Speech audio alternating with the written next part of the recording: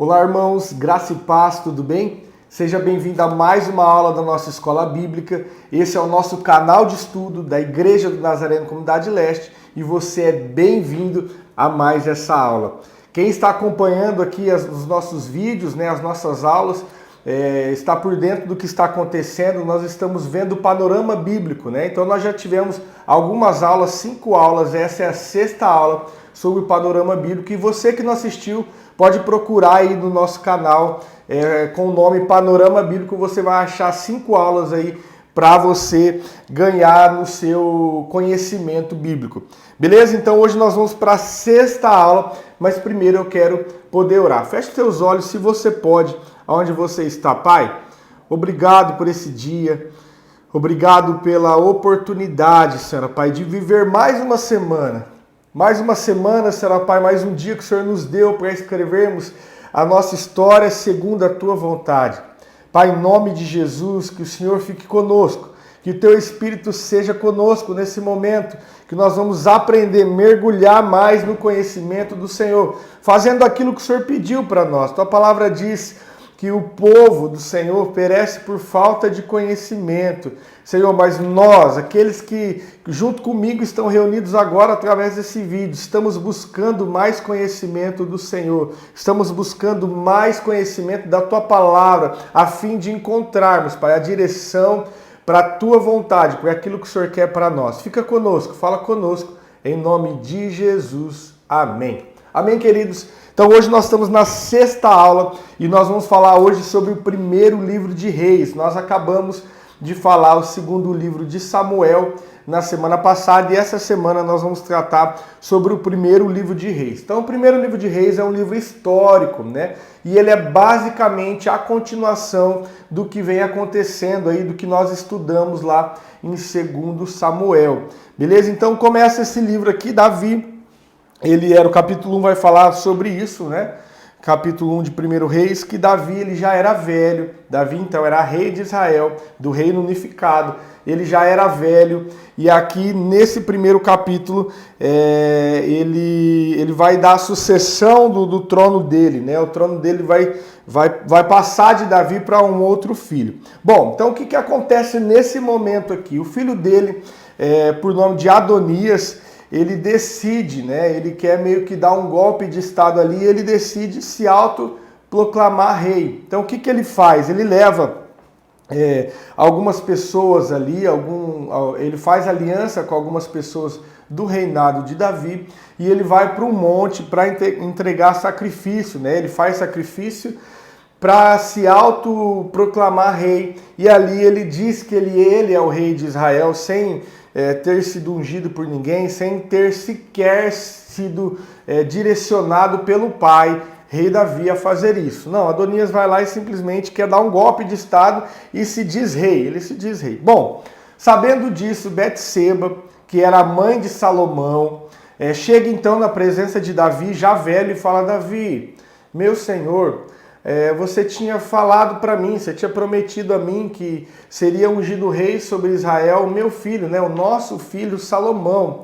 E aí Davi então, para cumprir aquilo que ele tinha dito, ele sim, eu disse, e Davi ele vai e unge Salomão como rei, Isso está lá bem falado, bem relatado no capítulo 1, no versículo 27, diz assim: foi feito isso da parte do rei, meu senhor, e não fizeste saber ao teu servo quem assentaria no trono do rei, meu senhor, depois dele, ela fazendo uma pergunta.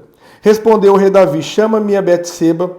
E ela entrou na presença do rei e ficou de pé diante dele. Então jurou o rei: tão certo como vive o Senhor, que remiu a minha alma de toda angústia, que assim como te jurei pelo Senhor, o Deus de Israel, dizendo: teu filho Salomão reinará depois de mim e se assentará no meu trono em meu lugar.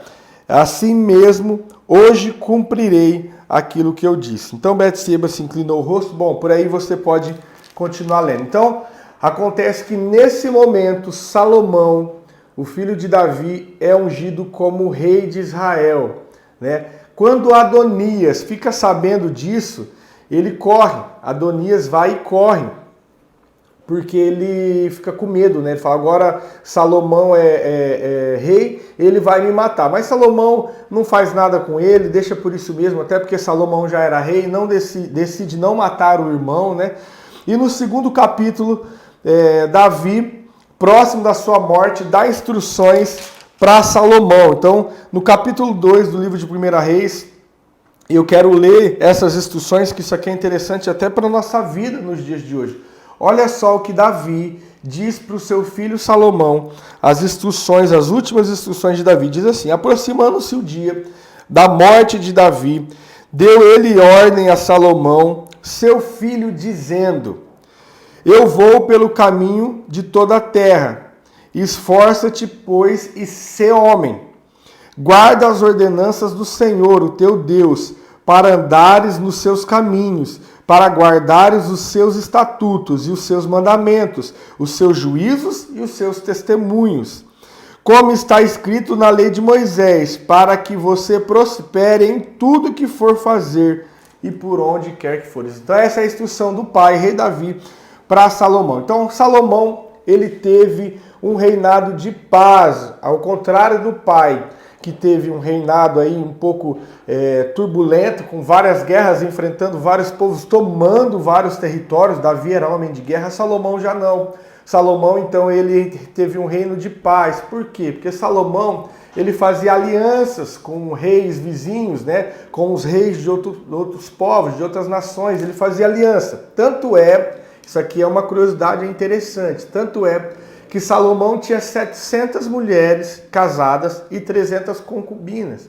Então, por que ele tinha tudo isso de mulher? Porque toda vez que ele fazia aliança com um reinado, com uma nação vizinha ou com um reinado de outro povo, o filho do rei daquela nação o rei daquela nação dava sua filha em casamento para o rei Salomão. Então, por isso que ele tinha tantas mulheres, porque cada aliança que ele fazia, ele casava com a filha do rei daquela nação, daquele povo.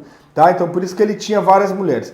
No capítulo 3, nós vamos ler, eu estou passando um pouco rápido, porque nós temos vários assuntos para falar aqui nesse livro, tá bom?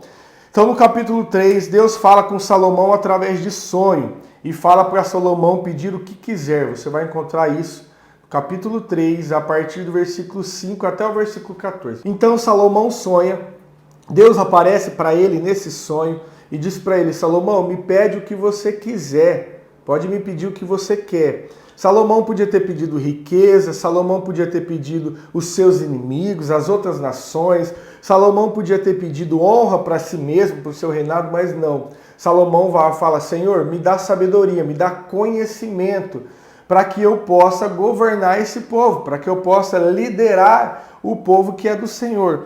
E aí então, Deus, olha só, eu quero ler com você a partir do versículo 8. Teu servo está no meio do seu povo, isso aqui é Salomão falando com o Senhor, está no meio do seu povo, que elegeste, povo grande, que nem se pode contar nem numerar pela sua multidão. Portanto, dá ao teu servo um coração entendido para julgar o teu povo, para prudentemente discernir entre o bem e o mal, pois quem poderia julgar este tão grande povo?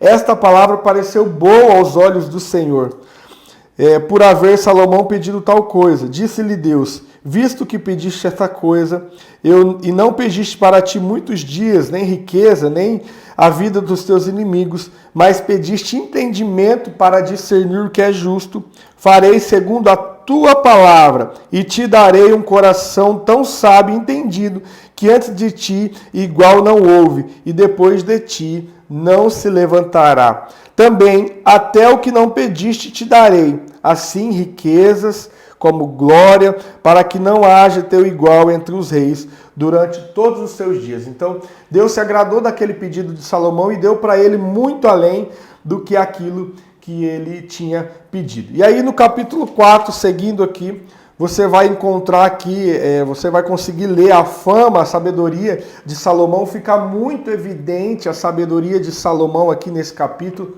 Você vai ver vários conceitos, vários princípios de administração. Ele escolhe 12 homens, 12 líderes, para cuidar da comida, enfim, comida do povo, enfim, ele tem vários princípios de administração. Inclusive, há quem diga que os princípios da administração começou lá com Taylor, né, com Fayol. Na verdade, não. Os princípios da administração começou com Salomão, porque muito antes de Taylor, de Fayol, Salomão já administrava e administrava muito bem o reino de Israel, certo? No 4º ano do reinado de Salomão, ele começa a construir o templo, que teve duração de 7 anos. Lembra que eu falei na aula passada que Davi, o pai de Salomão, quis construir o templo, mas o Senhor não permitiu? Ele falou, não, Davi, você não vai construir, mas virá alguém das suas entranhas, virá alguém nascido de você, que vai construir o templo. Então aqui a promessa está se cumprindo. No 4º ano do reinado de Salomão, ele começa a construir o templo, que leva 7 anos. Isso aí você vai encontrar lá no capítulo 6, a construção do templo. Depois você pode ler com calma. Aqui nós estamos apenas falando algum panorama. Deixa eu só te fazer uma observação aqui. Talvez você está se perguntando aqui, eu não falei. Por que o livro de 1º e 2º Reis chama livro de Reis? Porque ele vai contar a história de vários reis. Você vai ver aqui que a partir de um capítulo ele vai começar a contar a história de vários reis. Por exemplo, o rei fulano de tal reinou por tantos anos e ele fez aquilo que não era agradável aos olhos do Senhor. O rei fulano de tal reinou tantos anos e esse fez o que era agradável aos olhos do Senhor. Enfim, você vai ver a história de vários reis, por isso que o livro chama livro de Reis, tá? Por que nós estamos falando algumas histórias? Porque há algumas histórias dentro desse livro que se evidenciam, né? Que são as histórias principais e é dela que nós estamos falando, tá bom? Então, depois que ele constrói o templo do Senhor, né? O templo conhecido como Templo de Salomão, o Templo de Israel. Depois disso, Salomão constrói para si um palácio.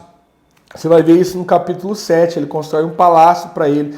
No capítulo 8, vai falar sobre a transferência da Arca da Aliança. Lembra que nós também já falamos da Arca da Aliança? A Arca da Aliança, ela ficava lá dentro de uma tenda, né? O lugar dela, o local era uma tenda. Inclusive, Davi trouxe ela para Jerusalém, né? O centro histórico, nós falamos isso lá, o centro religioso e espiritual de Israel. Agora, então, Salomão faz essa transferência. Ele pega a arca e traz a arca para o templo do Senhor. Você pode ler na sua casa, capítulo 8, vai falar sobre essa transferência da arca para o templo, então, onde ali ela não vai sair mais durante o reinado de Salomão, que é onde fica o templo do Senhor. Bom, no capítulo 8, você vai ver, no capítulo 10, também acontece algo aqui que nós precisamos falar. Interessante, que é a visita da rainha de Sabá. O que aconteceu nessa época? Salomão, por conta da sua boa administração, por conta da sua sabedoria em liderar, em reinar aquele reino, as nações vizinhas, as outras nações ficam sabendo, fazem aliança com ele, e aí todo mundo quer saber o que acontece, que esse rei consegue governar e administrar tão bem esse povo, né? E aí essa rainha, a rainha de Sabá, que era a rainha de um povo, sabendo da fama de Salomão, você pode ler isso no capítulo 10, ela vai até então Israel para conhecer. Eu chutei a câmera aqui, você percebeu que deu uma tremida aí, né? Olha só, me perdoa.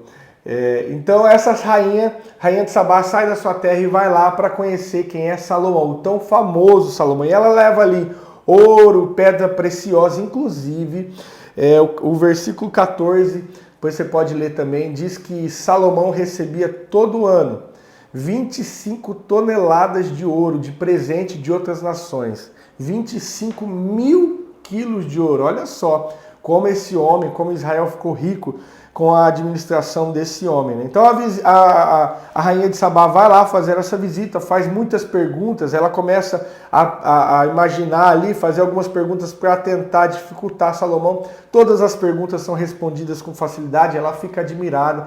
Inclusive, a palavra diz que ela se admira, ela fica admirada pelos trajes usados pelos servos ali do palácio, pelas roupas, né, das pessoas que estão servindo no palácio. Bom, o capítulo 11 vai relatar sobre o afastamento de Salomão de Deus. Salomão, então, começa aqui a tirar o foco de Deus. Por quê? Lembra que Salomão, ele tinha 700 mulheres, nós falamos agora, e cada mulher dessa era uma filha de um rei, uma princesa, né, de um outro reinado, que quando ele fazia aliança, ele se casava com essa mulher. Só que ela tinha outros deuses, né, porque lá tinha os moabitas, os amonitas, enfim, tinha os outros reinos que adoravam outros deuses e não o Deus de Israel. Bom, então, para agradar essas mulheres, as mulheres com o seu poder de influência, elas começam a falar com Salomão, e aí Salomão decide então fazer pontos de adoração, né, templos de adoração de outros deuses lá em Israel. Olha só, Salomão que constrói um templo para o Deus verdadeiro, para o Deus de Israel, para adorar a Deus de Israel, agora influenciado por suas mulheres e por sua carne, ele começa a construir pontos de adoração de outros deuses, né? Aqui você vai ver no capítulo 11, começa assim: além da filha de Faraó, o rei Salomão amou muitas mulheres estrangeiras, moabitas, amonitas, endomitas, sidônias e etéias, das nações de que o Senhor tinha dito aos filhos de Israel: não entrarei em contato com eles, e eles não entrarão em contato convosco. Por quê? Porque o Senhor tinha uma nação, um povo separado. Mas Salomão aqui, ao fazer aliança com esse povo, ao casar com essas mulheres, ele cai nesse grande erro, que é adorar, deixar Israel adorar a outros deuses. Bom, o capítulo 11 também vai relatar, no versículo 41, a morte de Salomão. Salomão governou por 40 anos Israel e morreu. Tá? Salomão escreveu 3 livros bíblicos, nós vamos ver eles mais para frente, que são Eclesiastes, Provérbios e Cantares. Depois nós vamos saber um pouquinho mais sobre isso quando a gente chegar nesses livros, certo? Bom, agora, olha só que coisa grave que aconteceu aqui. O filho de Salomão, Roboão, ele assume o trono do seu pai. Ele era filho do rei Salomão, ele assumiu o trono, porém o seu irmão Jeroboão dá um golpe de estado e divide o reino. Então o reino que era unificado, Davi unificou, veio por seu filho Salomão, um reino unificado, agora ele volta novamente a se dividir. Como que ele se divide? Ele tem 2 reis, se divide entre Reino do Sul e Reino do Norte. Eu quero mostrar o mapa para você. Olha aí na tela. Lembra semana passada que nós mostramos esse mapa aqui, onde mostra as tribos, né? A divisão das tribos lá, a tribo de Benjamim, a tribo de Judá, a tribo de Rubem, a tribo de Simeão. Bom, agora o reino vai ficar dividido dessa maneira que você está vendo aí na tela. Tá vendo? O reino de Israel e o reino de Judá, ou Reino do Sul e Reino do Norte, tá? Então Roboão, ele ficou como rei do Reino do Sul, conhecido como Reino de Judá, que esse reino tinha na composição as tribos de Judá e Benjamim.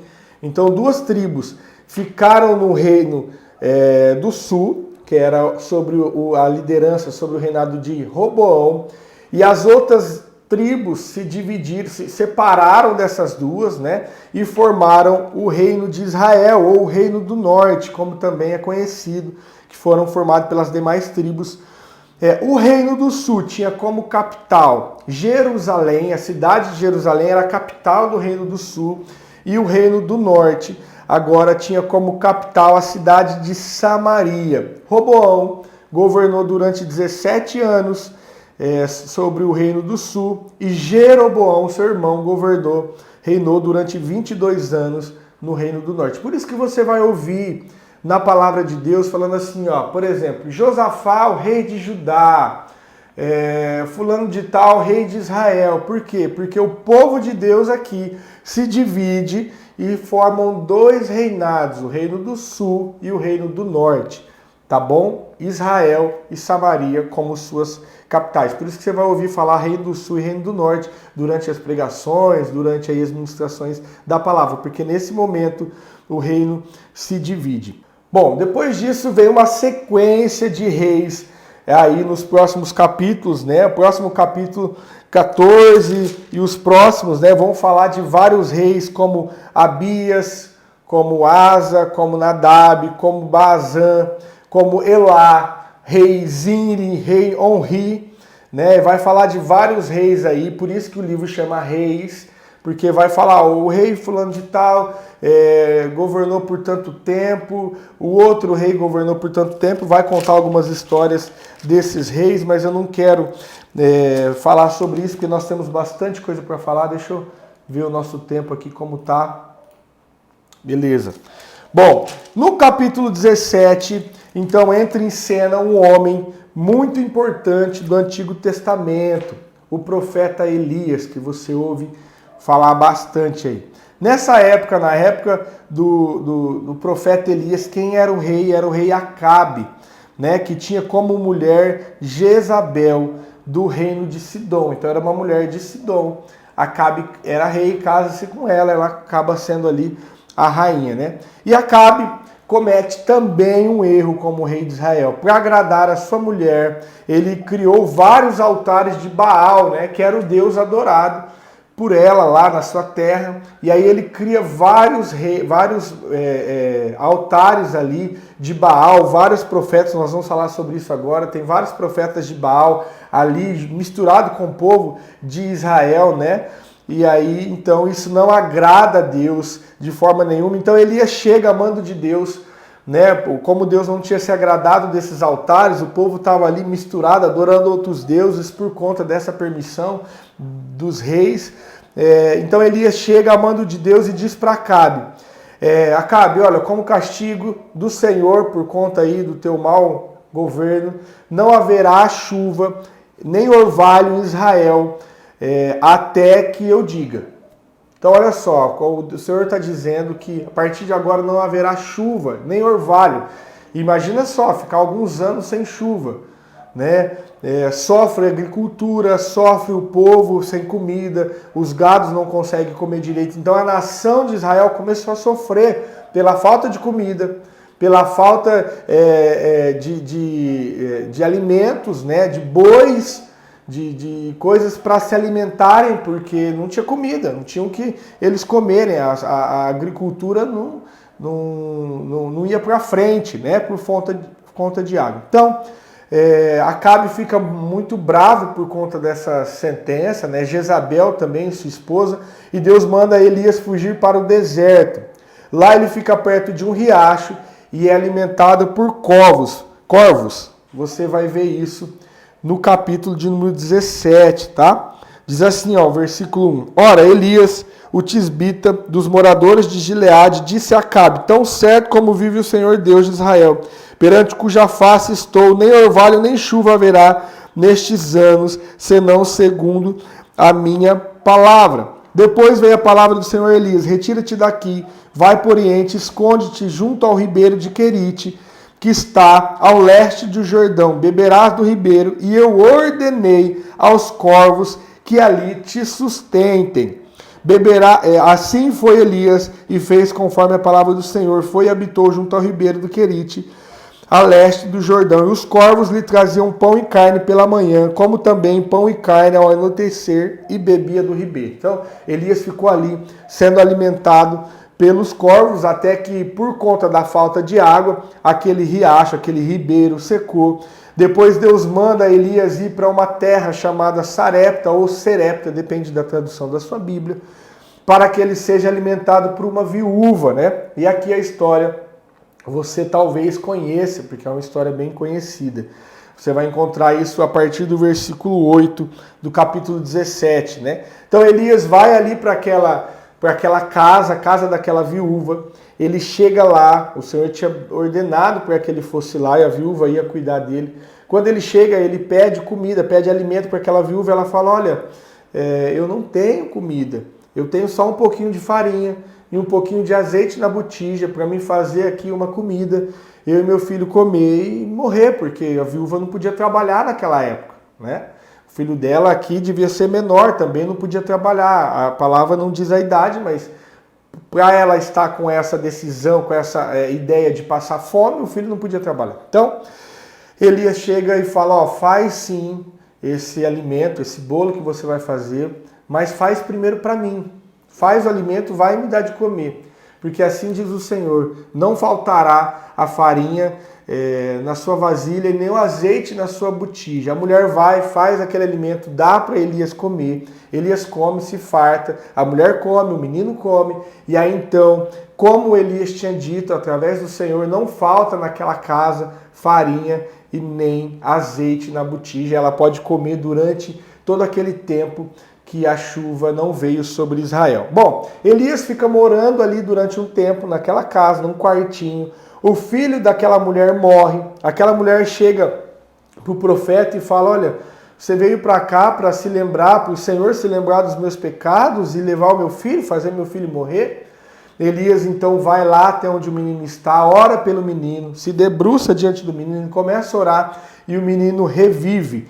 Você vai encontrar isso lá em 1 Reis, capítulo 17, 22, que diz assim, o Senhor ouviu o clamor de Elias e a vida do menino tornou a entrar nele e reviveu. No capítulo 18, Israel já está 3 anos sem chuva e sem orvalho da terra. O Senhor então manda Elias se apresentar a Acabe e diz que o Senhor traria chuva sobre a terra. Você vai encontrar aqui no capítulo 18 essa história. Elias então se encontra com Obadias, que era um mordomo, né, um servo lá no palácio de Acabe, e organiza ali um encontro. Ele fala assim, ó, traga Acabe, traga os profetas de Israel, fala para Acabe trazer os profetas de Baal, que nós vamos fazer um encontro no Monte Carmelo, né? O encontro acontece no Monte Carmelo, Acabe leva esses 450 profetas de Baal, eles montam ali um sacrifício. Então, a história também acredito que você conhece, lá no Monte Carmelo, os 450 profetas de Baal de um lado, Elias, o profeta de Deus, de outro lado. Então Elias propõe para eles, olha, monta aí o altar de vocês, coloca a lenha, coloca o sacrifício, o novilho, né, o holocausto, e nós vamos clamar, vocês vão clamar ao seu Deus, para que caia fogo do céu e consuma o sacrifício, e eu vou clamar ao meu Deus, para que caia fogo do céu e consuma o sacrifício. E aquele Deus que atender é o Deus verdadeiro. E aí então os profetas de Baal montam ali o seu altar de sacrifício e começam a clamar aos seus deuses, ali os 450 profetas. E passam o dia todo ali clamando a Baal. Chega um determinado momento do dia que Elias começa até a zombar deles, né? Elias começa a dizer, fala mais alto, grita, clama mais alto, porque pode ser que o seu Deus esteja dormindo e seja necessário despertá-lo. Elias começa ali a fazer uma zombaria com aquele Deus que era o falso Deus, né? Era o Deus que eles estavam adorando, mas não era o Deus verdadeiro. E aí nada acontece. Não tem fogo, não tem holocausto consumido, não acontece nada. Aí então o que acontece nesse momento? Elias começa a clamar a Deus, ao Deus verdadeiro. Elias faz uma vala do lado do sacrifício, ele põe a lenha, põe o sacrifício, o novilho, faz uma vala em volta, enche de água, coloca algumas vasilhas de água ali, se prepara para o sacrifício, ora ao Senhor. E o Senhor manda fogo do céu, consome aquele sacrifício, aquele holocausto, e lambe aquela água que estava naquele rego, naquela vala, e tudo aquilo seca, né? O povo vê que o Deus de Elias é o Deus verdadeiro. Elias manda prender os profetas de Baal. Antes disso, deixa eu ler o versículo 37 e 38 do capítulo 18, que eu quero ler isso aqui. É legal, é interessante, é relevante, eu quero ler. Diz assim, ó, a oração que Elias fez ao Senhor para que ele mandasse fogo. Responde-me, Senhor. Responde-me para que este povo conheça que tu, Senhor, é Deus, e fizeste retroceder o seu coração. Versículo 38. Então, caiu fogo do Senhor e consumiu o holocausto, a lenha, as pedras, o pó, e ainda lambeu a água que estava na vala. O que vendo todo o povo caiu com o rosto em terra e disse, o Senhor é Deus, o Senhor é Deus. E aí então Elias manda prender os profetas de Baal, fala para o povo ali, prender os profetas falsos de Baal. Assim o povo faz, mata os profetas. Elias então manda Acabe ir para casa se esconder, que vai vir uma grande chuva. Ele começa a orar ao Senhor para que mandasse chuva, e ele tinha um moço, né, um menino, o servo dele, e ele fala, olha, vai, olha, vê se tá vindo chuva, e o menino volta e fala, não tem nada, não tem nuvem nenhuma, não tem chuva. Ele ora de novo e fala para o menino, vai lá, vê se tem chuva, vê se tem um sinal de chuva. O menino volta, o moço do profeta volta e fala, não tem chuva. E ele faz isso por 7 vezes, até que na 7ª vez ele ora. O menino vai, o moço do profeta vai olhar, e ele vê e fala, olha, está se levantando uma nuvem, do tamanho, uma pequena nuvem, do tamanho da mão de um homem. E aí Elias então fala, esse é o sinal de que vai chover. E aí cai a chuva sobre Israel para de viver aquela escassez de alimento. Jezabel, a mulher de Acabe, fica irada por conta daquilo que aconteceu, de ter matado os profetas de Baal. Afinal, Baal era o deus adorado na terra de Sidom, na terra dela. Ela fica enfurecida e quer matar Elias. Elias fica com medo. Apesar dele ter enfrentado 450 profetas, ele fica com medo. Ele se esconde numa caverna, ele entra ali no momento de tristeza, uma depressão profunda. Ele ora ao Senhor.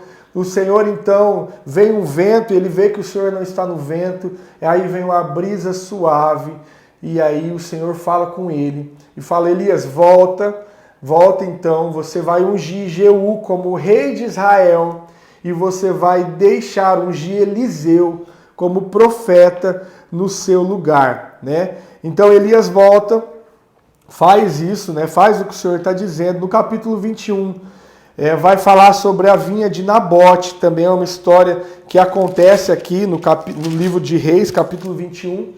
Nabote tinha uma vinha, né? uma propriedade próxima ao palácio de Acabe. E Acabe quer comprar essa propriedade, quer comprar essa terra, para fazer ali como horta, como um quintal do seu palácio, cultivar algumas coisas. Mas Nabote fala, não, eu não posso vender, se recusa a vender, porque era uma herança de família. E aí Jezabel então fala, mas o que está acontecendo? Fala para o marido dela, né? Você não é o rei? Ô Acabe, você é o rei de Israel. Como que você vai deixar um cara qualquer se negar de vender uma propriedade para você? Aí ela vai dar um jeitinho, ela escreve algumas cartas para o povo, para um dos povos de Israel, um povo lá, né, os anciões de Israel, as lideranças. Ela sela como se fosse uma carta real, como se fosse Acabe que tivesse escrito aquela carta. E aí o povo vai lá e toma aquela vinha e mata Nabote. E pega aquela vinha. Então Acabe toma aquela vinha e faz ali daquela vinha o que ele quer. É uma passagem também que acontece. E no capítulo 22 você vai ver que Acabe morre com uma flecha na guerra contra a Síria. Só para finalizar, eu sei que o nosso tempo já está estourado, mas só para a gente finalizar aqui. Acabe, que era o rei de Israel, faz uma aliança com Josafá, que era rei de Judá. Lembra que os reinos se dividiram, o reino do sul e o reino do norte? E eles vão guerrear junto contra a Síria. Acabe, dando uma despertinho, ele chega então e fala para Josafá, olha, você vai colocar as vestes reais e eu vou me disfarçar. Eu vou colocar a veste de um guerreiro, a armadura de um guerreiro qualquer, para que ninguém saiba que eu sou o rei. Na verdade, Acabe era um covarde, não passava de um rei covarde mandado pela sua mulher. E aí então eles vão para a guerra. O povo fala, nós vamos atacar o rei, nós vamos atacar o povo, mas principalmente nós vamos atacar o rei. E aí quem estava vestido de rei era Josafá, quem estava lá, né, mostrando que era o rei era Josafá, que era rei de Judá. E eles estavam juntos, o reino do sul e o reino do norte. Bom, o que acontece nessa guerra? Por acaso uma flecha atinge, um guerreiro lá joga uma flecha e por acaso, né, uma flecha atinge a Acabe, que estava disfarçado. Eu quero ler com você, olha só. Então o homem, versículo 34 do capítulo 22, então o homem enterrou o arco e atirando ao acaso feriu o rei de Israel por entre as juntas da sua armadura. Disse ao rei ao condutor do seu carro: vira e tira-me do exército, estou gravemente ferido. A peleja tornou-se violenta naquele dia, e o rei foi sustentado no seu carro contra os sírios. O sangue escorria do seu ferimento para o fundo do carro, e à tarde ele morreu. Versículo 37. Assim morreu o rei, e levaram para Samaria, e ali o sepultaram. Tá? Então aqui foi a morte do rei Acabe, finalizando o livro de 1 Reis, né? Primeiro livro de Reis. Nós vamos falar na próxima semana do segundo livro de Reis. Beleza? Espero que você tenha entendido, espero que você tenha anotado aí, como eu sempre peço, anotar no seu caderninho, acompanhar os textos bíblicos que nós lemos aqui. E agora eu quero lhe fazer um pedido. Se você acha que você aprendeu alguma coisa, só se você acha que você aprendeu. Se você falar assim, não, eu já sabia de tudo isso, todos esses detalhes, nada me acrescentou com essa escola bíblica, você não precisa fazer esse pedido. Mas se você adquiriu conhecimento com alguma coisa que eu falei nesse vídeo, eu quero te fazer um pedido. Curta esse vídeo, tem um joinha aí de baixo, vai lá e dê um like, compartilha isso com alguém. Por que que eu faço esse pedido, gente? Porque isso ajuda o YouTube a entender que esse vídeo foi relevante para você. E isso ele faz com que ele mande para mais pessoas. Ele mesmo, o algoritmo do YouTube vai mandar para mais pessoas. E aí o nosso canal vai ficar conhecido? Não. Nós não estamos buscando conhecimento, querido. Nós não estamos buscando fama, perdão. Nós queremos apenas que a palavra do Senhor chegue a mais pessoas. Nós queremos apenas que a palavra do Senhor chegue a mais pessoas, o conhecimento do Senhor chegue a mais pessoas.